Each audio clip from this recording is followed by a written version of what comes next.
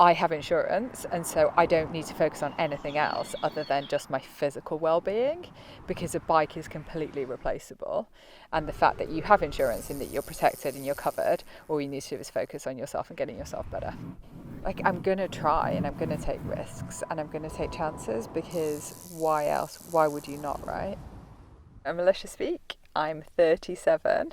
I'm a full-time lawyer, but I'm also a cyclist for Cycle Team London.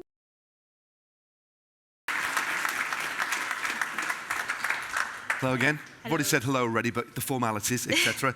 Yeah, there was a memo going around about matching kits. But Anna, let's be perfectly honest. Let's cut to the chase. It's been quite a sensational couple of years for you. Yeah, I know you're still 20, 21 in a couple of weeks' time. Already a bronze medal in the World Championships, national champion. I mean, it's been a bit of a whirlwind, hasn't it, for you? Yeah, I think I'm still pretty shell-shocked by it all. Yeah, definitely a roller coaster and a whirlwind, and yeah, happy to be here, and yeah, happy with how it's gone. What about the transition from skiing then? So just explain to us, talk to us a little bit about the journey that you've undertaken over the last couple of years, from skiing to cycling, because it's we know it's something that, I mean, there's a few very, very famous riders who've transitioned from skiing, but how was it for you? What exactly happened? So I sustained an injury in March in 2015 to my right tibia, and then it was all a bit of a traumatic rehab, and in that time found a bike, found the track in London, and yeah, asked my mum for a track bike for Christmas. And my mum's like, oh, it's such a phase, but oh, I'll humour her. And yeah, the shop, Livello Cycle Works, where I live in Berkhamsted, yeah, they were like, we'll give you cost price on the bike if you race for us. And I was like, I don't even know what a bike race is. But yeah, they took me under their wing, and yeah, here I am today. So you were, I believe you were junior slalom champion, weren't you? Yes. Yes. So how long have you been skiing for? I guess since you were very, very young. Since the age of 4. No, I was talking about it. My parents threw me right in the deep end when I was 4. And yeah, been competing since then, been overly competitive since then. So you're clearly somebody that's very, very driven. The fact that you could switch almost immediately and become very competitive just shows that you've got this kind of focus, I guess. Yeah, I mean, I've always been overly competitive. Even at home, I'm competitive with my brother and my family.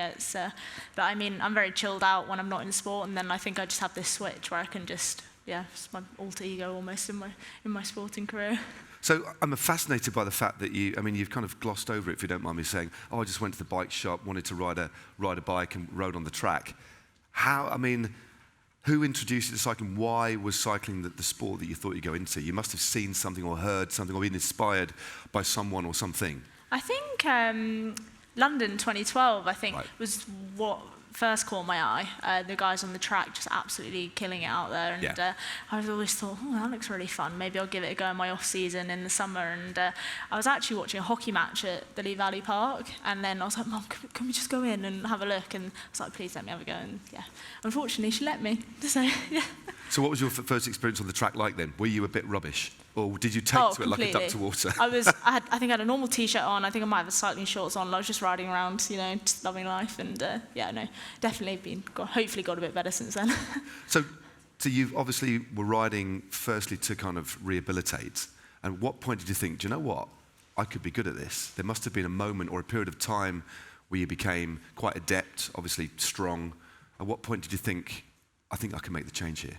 So I did a junior race in Bourne. It was the first ever women's junior race run by Mark Bottley, and yeah, I just got told to enter it by the guys that rode for the shop, and I was like, okay, give it a go. And then I punctured in the first few miles, and then had a wheel change. Thought, oh no, that's my race over, and then made it back to the group, and then managed to win the quad competition, and then ended up 3rd. And I was like, oh, I think I might have something here, and yeah, followed it on, and yeah, got pretty obsessed with it after that. So you.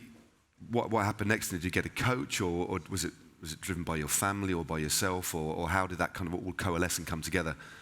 So I was always going back to skiing in that season. So that was 2016 that I was doing that. So there's an overlap, both sports. Yeah, so I was, in October 2016, I either joined Simon House's team on form, or I went back to skiing. And I remember I was in Tesco's car park, and I said to my ski coach, sorry, not for me, I'm going to join team on form. So yeah. Right. Yeah, been with them for 3 years now, and I am the rider I am today because of that team. Well, there you go. I mean, but since then, we need to talk a little bit. We'll talk in a minute about Yorkshire because we're chatting backstage, and I was getting goosebumps up talking about Yorkshire. But what about, the British Championship wins as well? Circuit race champion last year. I mean, and circuit race series for men and for women is very, very good. You've got the Tour series. You won 2 rounds there as well. I mean, there's a really different kind of skill set. I mean, riding a road race and having that raw kind of energy is one thing, but to have that skill set in such a short period of time to win, high-level criteria is different altogether. So how did that kind of unfold? I think I just kind of had this kind of, just send it personality from my skiing. Just send it. Just send it, Love and nice and eloquent there. So entered my first Tour series. I think I got dropped. It was at Redditch. And then after that, I was like, no, I can do these corners. I can go fast. And I just got overly invested with it as I usually do and trained hard. And I can go around the corner quite fast now, so it's worked out quite well. I suppose there's similarities with the slalom, isn't there? But on a bike, I mean, so I suppose you're kind of clearly quite fearless. Yeah, I mean, I lost my nerve a little bit, kind of coming back to skiing, and I've had to kind of train myself through it and kind of get back to the descending part and, getting my nerve back. And but no, I mean, I look at lines and I'm like, okay, right, you need to come up high and look at the apex. And it's really helpful, especially with Tour series like Durham. It definitely helps a lot with technical ones like that. But that is particular, especially that cobble descent. Yeah. Right-hander off camber. That's how you learn to handle your bike. I mean, definitely. I mean, I was looking at the lines, and I think a different approach with my racing has definitely helped me accelerate through the sport, I think. And did you get any advice, or is there any particular riders or kind of colleagues within your team that you looked up to that really helped you kind of in that transition period? I think Simon Howes, who's the DS and team manager for my team, and then there's a few girls that were on my team as well that were really inspirational. And I think I'm pretty self-driven, to be honest. Right. I've done everything I've wanted to do because of myself. I mean, my parents have just kind of supported whatever I wanted to do, which has been pretty amazing. And I think, just the self-drive and the, again, overly competitiveness has, got me here. So let's talk about this year. Harrogate, selected for the road team. So you rode both the road race, but first you rode the mixed relay. And you end up coming out with a bronze medal. I mean, absolutely amazing. I mean, what was that actually like? I mean, firstly, a Worlds on home soil for all of us was an amazing experience. Yeah. But to be there in the GB kit, standing on the podium, when I think, let's be honest, it was unexpected 6 weeks later, as well. Yeah, just what was it like? I mean, what was it like on the day? It was technical, wet, hard? Mm-hmm. Well, I mean, we were complete underdogs coming into it. We were looking at all the teams lining up on the start line, and we thought, oh gosh, Elia Viviani turning up, all the World Tour girls turning up, and we thought, no, we'd had a few days up in Harrogate before, and I think I'd been around that course 15 times. I think, we'd looked at every corner, all our pacing strategies, and I think we just delivered on the day. And I think I had legs that I'd never had before that day, and I think it was just, it was a cool day out. But I think I was in doping control when we found out that we were getting the medals, so all the team were celebrating on the stage, and I was in doping control like, yes! And they thought I was a little bit weird, but it was fine. Got a medal anyway. I mean, it must have been amazing, but I think that's the thing about British cycling, about the amount of attention, not just into training, but into things like the recon, especially on a course like that, because it was so technical, wasn't it? You had to know the lines to take.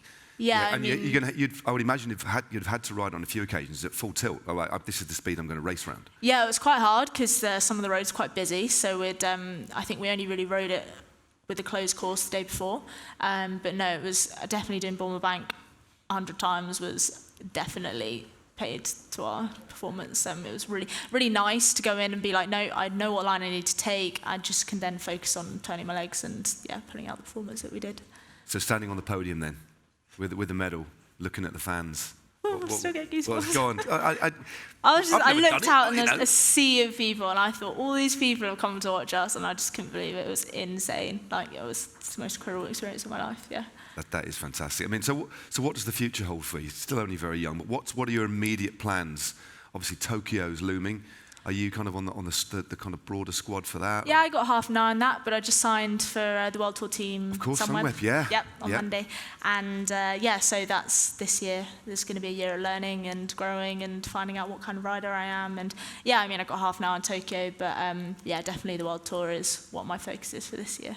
We had the Sunweb guys in yesterday talking about the way you've got the World Tour team, the under-23s, and the women's team under one umbrella. It's like one team. It sounds like a very, very interesting kind of long-term project that you're going to... Oh, it's a huge setup. I mean, it's so professionally done, and everybody there has the same goals, and they're all so nice there as well. I mean, I went to their HQ on Monday, and it's just an incredible setup over there in the Netherlands, and I think they're definitely a team that are here to stay, and I think, yeah, it's a good place to go. Will you be basing yourselves in the Netherlands? Are you basing yourself in the Netherlands, or are you going to stay at home and commute? What's going to be the plan? I'll be at their Keep Challenging Centre in the Netherlands throughout the season. And I'll be based there with the team, and I'll have all the staff around me, and I think it's going to be a really good environment to be in. So how was that? I'm interested in how was the approach made? At what point did you receive the call or the email or the tap on the shoulder? How did that come about? They kind of approached me around Nationals time. Oh, so pre-World Championship. So we'd had a bit of contact, and then just continued contact, and they kind of monitored me a little bit, and then I think maybe my performance at the Worlds maybe tipped them over the edge to give me a contract. So you're clearly excited about the future. Yeah, I'm pretty beady-eyed about it. I keep saying excited, and I keep wondering how many times I can say excited before people realise I'm excited. and just to dwell briefly on the model that Sunweb have, about encouraging and bringing in the women as part of the setup and not separating it. I think that's a model that other teams should aspire to, and hopefully it'll get written into legislation within the UCI that is the way that teams operate. How about you? I mean, it's exciting for you, but important as well to be a part of such a progressive system as well. Yeah, I think it's definitely happening more and more. I mean, you see Canyon, you've got the Trek guys, and then you've got Movistar as well, and I think I think it's the future that they should really link up, and it's really good because then you get more support, and then you've got the kind of more exposure and stuff like that, and I think it's really beneficial for the women's side, and I think it's definitely one for the future. Well, I for one am certainly looking forward to how you progress over the next couple of years. I think you've got massive things ahead of you, but ladies and gentlemen, please put your hands together for a star of the future and of today, Anna Henderson. All right. Okay. You pop off.